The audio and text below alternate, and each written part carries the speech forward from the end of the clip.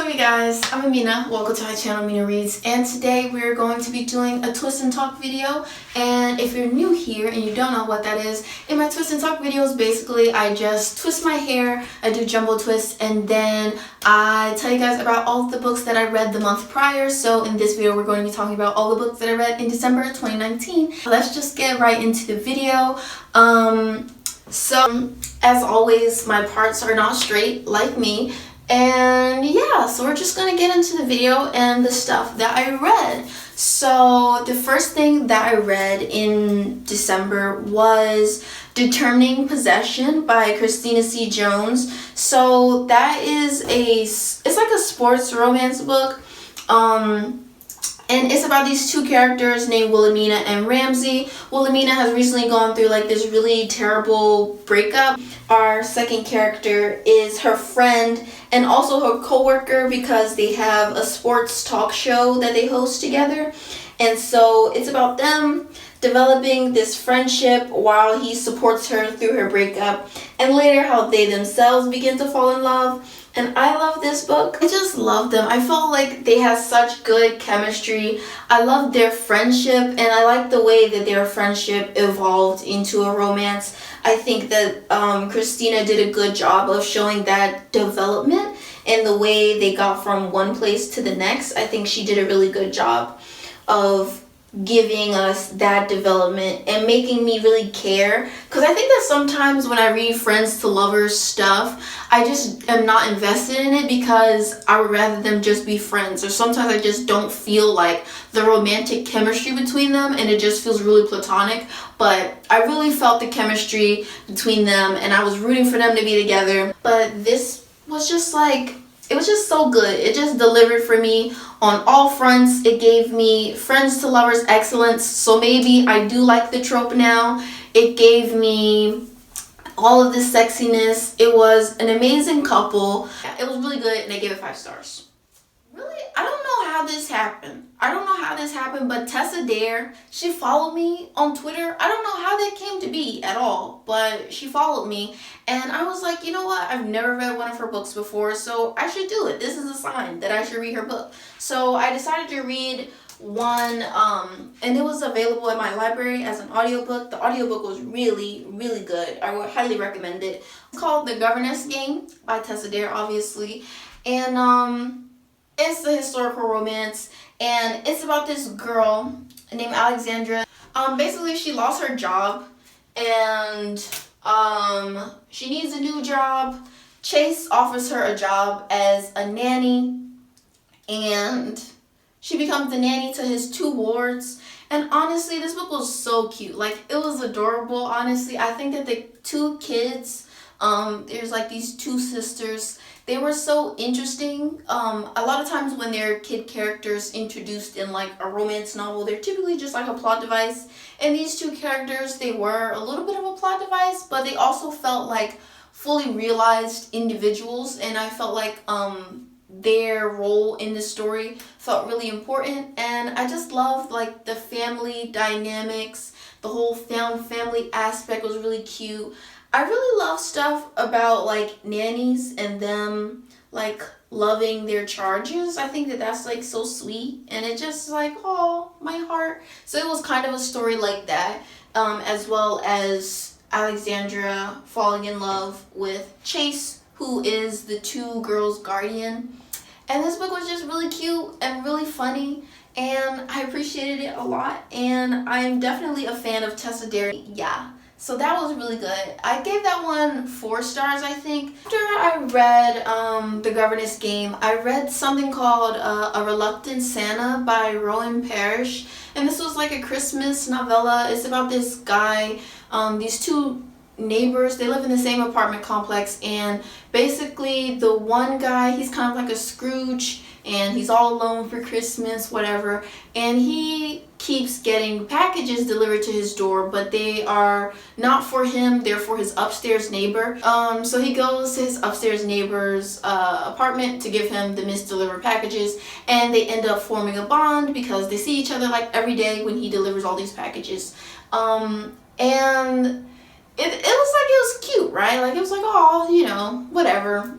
people gaining companionship for Christmas. How sweet. But the ending of this book was so weird. That's how all Christmas movies are. The people know each other for like 3 days, but through the spirit of Christmas, they're in love and they're going to be together forever. So I was like, okay, you know what? Good for them. Happy for them, right? And so the last line of dialogue, they're talking to each other. They're like confessing that they love each other. And so the one guy, the grumpy Scrooge type guy, is like, oh, I love you. And the other guy is like, I've always loved you. And the Scrooge is like, oh, you mean like since that first day that we met when I gave you the package? And he's like, no, I've always loved you. And I was like, it just is this really like weird, creepy, ominous tone. Like, was he stalking him? Did he arrange for the packages to be delivered to the wrong place so that they would have to meet? I might be overreacting, right? But there is like an emphasis on the fact that he meant always, like not just when they first met, he felt the connection and he just knew that they were meant to be together. Like he says always, like he's known him forever, even though they literally just met. So it doesn't make sense that he's known him forever. So the whole line, everything about it is just like, I did not like it. But after that, I read Get a Life, Chloe Brown, which is about this girl named Chloe Brown who has fibromyalgia. And so it's basically a romance about a girl who has a chronic illness and what that's like and how living with a chronic illness has really impacted her and how it impacts the way she chooses to live her life. And she's trying currently to get a life and to not let her illness kind of stop her from becoming like an independent woman and living alone and stuff like that. And so in pursuing that and living alone and everything, she meets this guy and he's like the building manager for her apartment and his name's Red. And it's about them. They have kind of like, it's not really like a hate to love. It's more like just two people who don't really know each other and they kind of just have the wrong impression of each other. And as they get to know each other, they start to like each other and he's helping her like get a life and they do all this stuff, you know, they go camping and stuff like that. And it's a really cute book. I thought that it was cute. I didn't necessarily love it. Like, I thought it was cute. I think it was like a 3.5 star read for me. It was like nice, but I wasn't obsessed with it. You know what I'm saying? Like, they're not necessarily a couple that I'll be thinking about for a long time, but it was a nice book and I'm happy for them. Glad they're together, but they just weren't a couple that really stood out to me or like tugged at my heartstrings or anything like that. I don't know. I just feel like some of the drama that was in it, like some of their relationship complications, particularly at the end, I was just like, what the fuck? Maybe I'm just picky now with romance, but I get tired of that whole in the final hour something stupid happens and they break up and then they have to like have the whole epic, oh, I'm sorry, I love you type of moment, please forgive me. It was mostly a really fun read and I'm glad that a lot of people are loving this one. And I enjoyed it, but it wasn't like my favorite thing that I read ever. So it was like 3.5 stars. Then I read Leviathan Wakes by James S.A. Corey. This is a science fiction novel, a space opera, and it is set like a few hundred years in the future where humanity has colonized the solar system because Earth is like super overpopulated. And so they've colonized the solar system. And it's basically about like all of the different powers at play. So Mars is like a huge power in the solar system and Earth is a huge power in the solar system. And then there is the asteroid belt where a lot of people live and they are not like a large power. They don't have all that much autonomy and they're kind of subjected to the whims of the bigger planets. They're called the inner planets. And it's about that conflict between those three groups of people. It's honestly like, I really love it. I don't know how to describe it exactly, but I love this book. I think it has like awesome dynamic between this space crew that kind of gets caught in the middle of all of this political drama. And it's just like, I love the crew on the spaceship. They're called the Rossi crew. I love them. I love Jim, the captain. He's so interesting and funny, and I just like his inner monologue. He was cool. And all of the other characters like Naomi, Amos, Alex, I just love them, and I like how they fall into this really easy camaraderie with each other. Their dynamic as a crew is really cool, and the plot and like the world building and everything is super cool as well.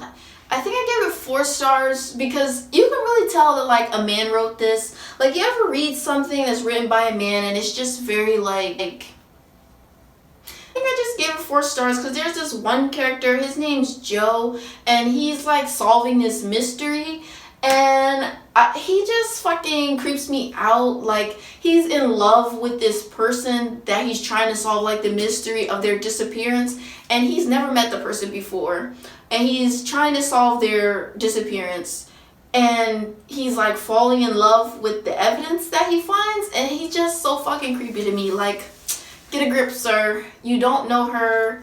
You've literally just seen her picture and you're trying to save her. Please don't fall in love with her. You're being weird. So I didn't really love that aspect. I thought that it was weird, and I feel like it really objectified like this victim person. So I didn't love that, but look, as a whole, it was pretty good. Okay, so then the next thing that I read, it was called Once Upon a Winter's Eve, and that's also by Tessa, and this was about this girl named Violet, and she lives in this place called Spindle Cove. So they're having this Christmas party, and then a mysterious man like crashes into the party, and he's injured, and it's basically like about them trying to figure out who this mysterious man is. And honestly, I really liked Violet. I thought she was super cool. I liked her. I did not like her love interest. He didn't entice me. I didn't think he was cool. And when I knew like the backstory between him and Violet, I didn't like him anymore. He just sucked to me. I couldn't imagine wanting to be with him after what he did to her the first time. I would have been like, fuck you, sir. So I couldn't believe that she was just like so willing to give him a second chance. I wouldn't have been willing to give him a second chance, and I didn't think he deserved it. And also, he just didn't feel like a character that I cared about enough that I would want him and Violet to be together. So I wasn't rooting for them, and I couldn't care about their relationship. So I don't remember what I gave this book, but I don't think it was like that great. I might have given it like 3 stars because it was amusing to read. Like, it was a really entertaining read, and it was like really fast paced, and there's like action packed and everything like that. But their romance, I didn't care about it at all, and I would have been happier if they didn't end up together because fuck the love interest. But Violet, she was cool. I fucked with her. She was nice. So then I read Bittersweet by Christina C. Jones, and this was about this girl Anika and this guy Royal, and they both work at a coffee shop, and they're like co-managers of the coffee shop, and it's about them having like a little rivalry while they discuss like who's in charge of what, and it's kind of just like a little bit of a hate to love thing between them, but it's really cute. They're like adorable, and there's this scene where they do like a duet, and it's just like, I really enjoyed it. And I liked Royal, the love interest. He was really cool. I liked his like backstory. He had anxiety, and I feel like the representation of anxiety and how that really played out in his life was really interesting, and I appreciated like learning about him, what little we could learn, because it was a novella. And I also really liked Anika. I thought that her issues with like relationships and commitment and everything like that, I liked the way that Christina explored those issues that she was having and how it impacted like her connection with Royal. I thought that it was really well done, and I really liked them as a couple, and I was rooting for them. And Royal, he was so sexy. Girl, Anika was lucky. He was putting it down in this book, so we love that for her. like a Christmas miracle. Love that for her. Then after I read Bittersweet, I ended up reading, it's called Girl Gone Viral by Alicia Ray. This is the sequel to The Right Swipe, and this book is not coming out until like April, I think. I got an advanced copy off NetGalley. This is about this woman named Katrina and her bodyguard named Jazz, and this is a bodyguard romance. So it's about this girl, Katrina. She used to be a really famous model. She's like an investor, and she invests in these major companies, and she's like uber wealthy, but she is trying to remain as much out of the spotlight as she can because she had this really traumatic event happen in her past. And so she is kind of a bit of a shut-in, and she's slowly but surely making her way out into the world more recently. So she has this bodyguard named Jazz to help her feel safe when she goes out, and she ends up talking to this random guy one day in a coffee shop, and someone like overhears their conversation and live tweets the interaction, and they basically tweet about it, and they make it seem like it was like an epic love story in progress, which makes Katrina like a viral sensation, and everybody on Twitter is like looking for her, and there's this whole hashtag called Cafe Bay, and people are like looking for her social medias and stuff like that. So she basically like goes into hiding because of this, because she's terrified of people finding out her identity and like having her identity compromised and all this kind of stuff. So it's basically just about her and her bodyguard and how they handle this situation, and they end up fleeing to the bodyguard's like childhood home, which is on this farm, and they just spend time on the farm together and fall in love and stuff. I thought that it was really sweet. Also, I like the representation in this book. So the bodyguard Jazz, his name is Jasvinder, and he is Punjabi. And then Katrina, she's like half Thai, I believe. But they were just cute together. I think that they were such like sweet people, and they genuinely cared about each other so much, and like were striving to make each other's lives better and like make sure they were all happy and like providing for each other in all these various ways. And I just thought it was really cute. Their dynamic was really nice. I feel like the plot, however, was a little bit underdone. Like, you know, there's this sense that Katrina is really worried about like her safety, and I feel like there was never a moment where I personally was worried about her safety. I never felt like her safety was really would be jeopardized by what was going on, and that's kind of what I was looking for. Since it was a bodyguard romance, I was like, it might sound bad to say that, but I kind of did want her safety to be at risk. I wanted there to be like a little bit more of a high stakes situation that went on, but it never really worked out like that. So I kind of felt like I wanted there to be a little bit more action to it. I wanted it to feel more intense in terms of the plot, and it didn't really feel all that intense. It just felt like a way for the two characters to have to like